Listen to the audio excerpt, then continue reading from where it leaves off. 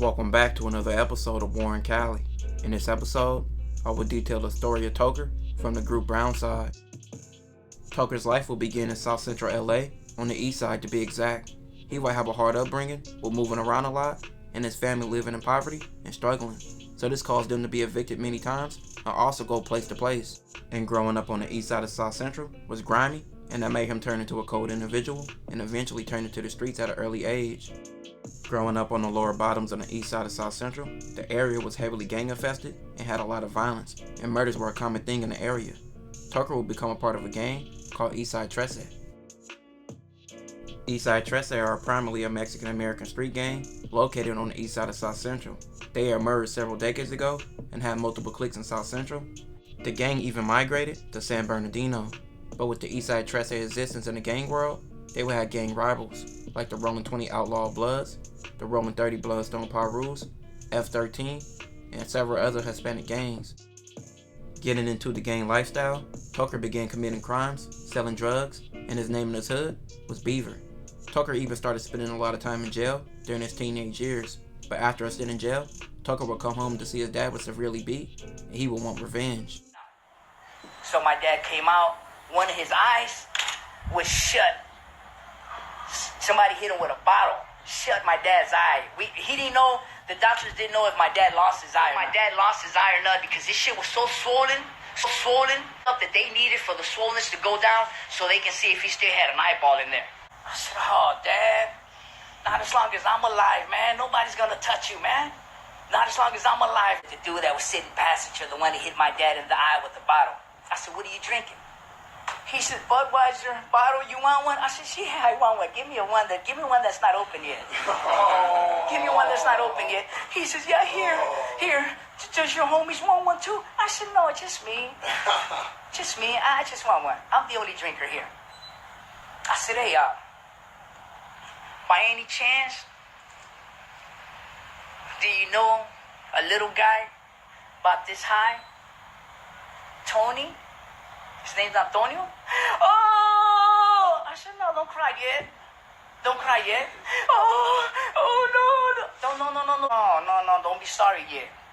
I said, what hand? I closed the door on his fucking right arm. Bah! That shit just hanging. I said, okay, stick your arms in. He grabbed it with the other arm and pulled it over to the thing, and I shut the door. I said, how does that feel?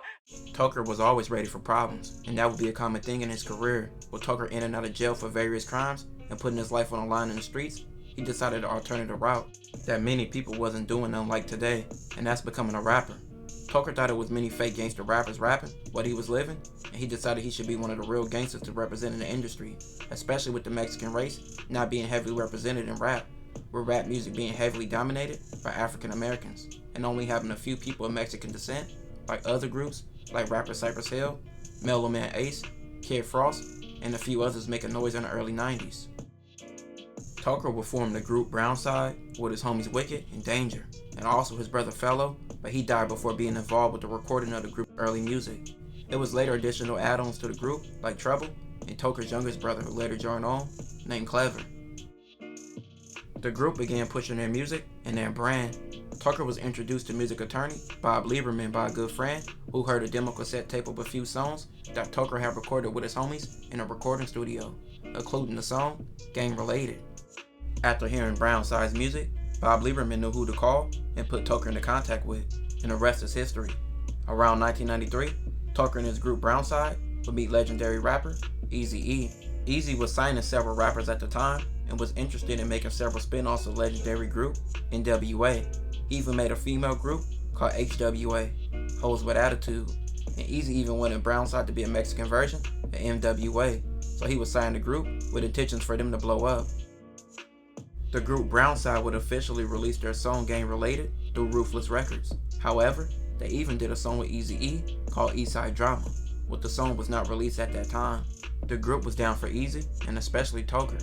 He was always willing to put his life on the line for Eazy, and Eazy had a lot of problems in the streets at that time with Death Row and Suge Knight, and it was reported various run-ins with both sides, and Toker was with Eazy on one of those occasions.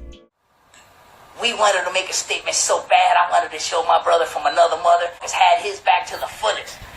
And there was like 7, 8 motherfuckers that claimed death row waiting for their cars to pull up because they were leaving the Cheesecake Factory. Right when my boy E walked past them, they all surrounded him. What's up? So they surrounded my boy. And all of a sudden, them 7, 8 motherfuckers looked around like, we're surrounded. they thought they were at a Mexican soccer field surrounded by Mexican soccer players, but it was us. Brownside was on the rise and gaining fame. With the backing of Eazy and Ruthless records, they were on their way. What's up? We're How you brothers doing? All right. All right. We're here with Eazy-E, just kicking back in our alley. Kicking back in the alley, as you can see. Could you introduce your boys for me? I recognize Danger. Yeah, this is my homeboy Danger right here. Me and him are like the rappers in the thing, but the whole Brownside's in it, you know. We're doing it in gangster style. This is my homeboy Danger, my homeboy Porky, my DJ De La, my boy Junior, and the homies from Eazy-E over there, my boy Sharp, my homeboy Boxer, and the other 2 knuckleheads back there. Toker's close friendship with Eazy always had him crashing out, even on small things, like a Disneyland altercation described by Eazy's son, Little E. At the beginning when I told you the Disneyland story, I remember, man, we went to Disneyland with Toker. Oh my goodness, man. That was the first sureño that I got a bar of. Like, I just understood, like, whoa, what they really was at a young age, bro. I was young, and this motherfucker was ready to tie Mickey up and are shooting. You feel what I'm saying? Like, but Toker was just a gangster of gangster. And I was young as I don't know what. Like, oh, do you listen to the crazy stuff this man? He sound like the people in the movies. Like, what? He tripping because Mickey taking too long. You feel what I'm saying? Like, I'm like, Toker is on one. But Toker's been around, bro, since I was, bro, you gotta think. Damn near over, you gotta think 30 years, bro. You know what I mean? Of course, you know, him and rest in peace, but, you know, in my lifetime, I've been knowing Toker for 30 years, bro. So you guys were friends the whole time? I mean, he was my father's artist, so we knew of him. He was Uncle Toker, you know what I'm saying? He was, you know, just, you know. But 1995 will be a year of tragedy for Toker and Brownside. That year, Toker would lose his little sister Erica, who would be shot and killed in a drive-by, where she would get shot in the head. And in the same year, their mentor and friend, Eazy, would die from AIDS, leaving the group unsure of the future. Rap singer Eazy-E has lost his battle with AIDS just 10 days after revealing that he had the disease. He died last night in a Los Angeles hospital. He was hospitalized last month for what he thought was asthma and said that he did not know how he contracted AIDS. Eazy-E, whose real name was Eric Wright, was a founding member of the band NWA. The band practically originated the hardcore style of gangster rap and was a huge influence in the rap community. Brownside would later leave Ruthless Records and go independent. Toker still remained in the streets and kept trying to show people he was a real gangster and really in the streets. And from his own words, this led to an incident with Tupac. Tupac over there. I says, Tupac who? That fool over there. If he's gonna come out here and represent the West Coast, I might as well just test the fool. And I went over there, what's up, dog? Man, check this out, homie. I'm blah, blah, blah. I'm from blah, blah, blah, West Coast, homie. You coming over here to represent us, at least stand up in front of your honey, dog. Right. At least stand up in front of your honey and say something, fool. Or we can go in the restroom. Tupac looked and looked at all my homies. And I'm like, damn, man, this fool probably think we're gonna jump him or whatever. But I'm just trying to test Tupac, dog. I want to test this boy. Right. My boys are like, go ahead, get your money. So I go over there and I'm like, so what's up, dog? So what's cracking, man? Grabbed this girl by the hand and just walked away. And I feel bad, dog. I'm like, damn. All I'm trying to do is just test this fool, man. But he went out like a weenie, man. That fool walked away. He should have just got up. But more tragedy would strike the group when group member Danger was killed. And as a result of his death, Brownside, Toker, and Wicked had to finish their 1997 debut LP, Eastside Drama, without him. The first single from that LP was Life on the Streets, a song that Danger and both Toker and Danger had wrote about living in the gang-infested streets they lived in. The group would stay active dropping music, but Toker would later go to prison, but behind bars, he would still record songs. Toker would later reach a deal and would have to do around 10 years in prison. And while in prison, Toker met Trouble and added him to the group. And by their 2016 album, Toker's youngest brother joined the group. Toker in the social media era became active beyond music, and he started doing several interviews and going live on his Instagram. He would detail several stories, and even on the Brownside channel, he would make a show called The Toker Show, where he would also tell stories or sometimes have other people in his videos. And on social media, he would go back and forth with rapper Kid Frost, with Toker saying Kid Frost was a hater and wanted all the shine to himself. The motherfucker that could have done something for us was Kid Frost. He could have held these doors open and put someone on, but he wanted the spotlight all to his bitch ass self. I know I was there. I was there. The one, right now there have been Mexicans going platinum, gold. And Kid Frost will respond to Toker. You got beef? I bring the pork. You got beef?